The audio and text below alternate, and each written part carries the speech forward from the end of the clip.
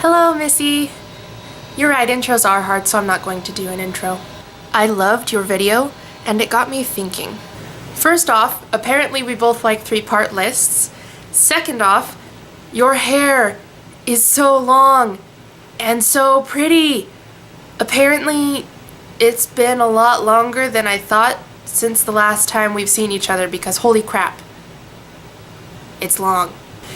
And third, hearing what you don't think about made me think about the ways in which I interact or don't interact with those things.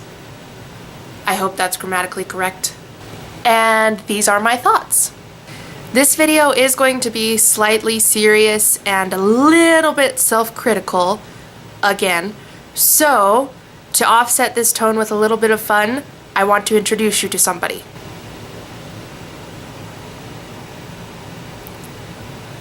It's Winky Penguin.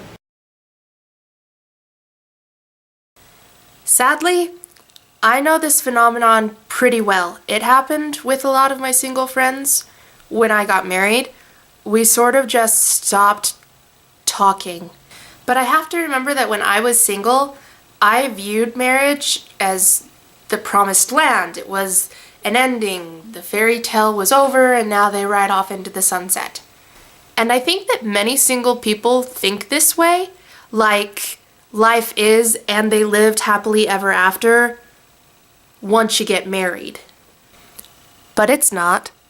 I'm still a person and I still have stuff that I wrestle with daily. That stuff may be different from the average married person or the average single person or different from anybody, but I still do things. It's still me and I'm still going even though I got married. So, if that helps you think about married people in a different way, good. I know exactly how you feel on this one. Exactly.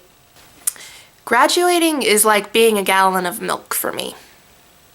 You've passed inspection and someone has given you an official stamp saying that you're ready to go, but at some point you are going to expire and no one will care that you got that stamp in the first place.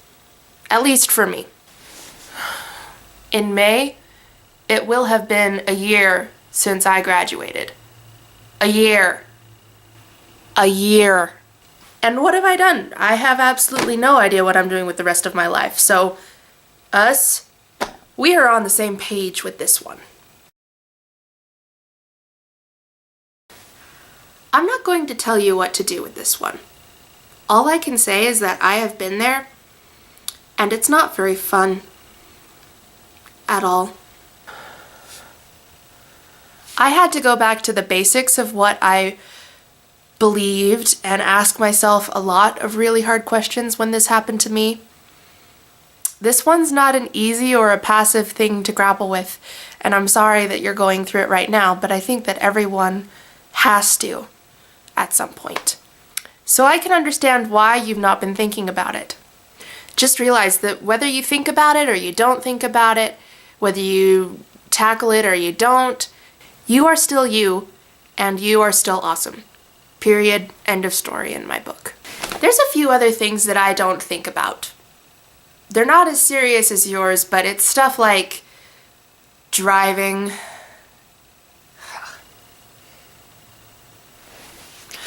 I'm 22 and I still don't have a driver's license. Not woot. Or going to the doctor. I don't like thinking about that. But today, Missy, just for you, I am going to show you the thing that I most actively do not think about. Our back room. It's a little embarrassing. We've been living here for 5 months, and our back room still looks like this. Lots of boxes. This is embarrassing. So the books are up, but as you can see, not too hot on the organizing scale. The desk is still kind of a work in progress. That bed is supposed to be on top, but the wood's broken, so we can't put the bunk bed on. And more boxes. I am not even going to open the closet for you because stuff might fall out. But I've realized that focusing on the stuff that I haven't done or the stuff that I don't think about sometimes seems a little hopeless. It just makes me want to get into sweatpants, crawl into bed, and watch a lot of Netflix. Which on the 1 to 10 scale of problem solving is pretty much a -5. So instead, I have a challenge for us and for anyone who is watching this video right now. By this time next week, I want us to do something that we will be proud of. It doesn't have to be anything like solving world hunger or signing up for grad school. Those are a little too big for me. But it does have to be something that we can smile about. Like maybe talking to one of our friends that we've lost contact with that we wish we hadn't. Or finishing a project that we've been meaning to get to for the longest time. I have a lot of those.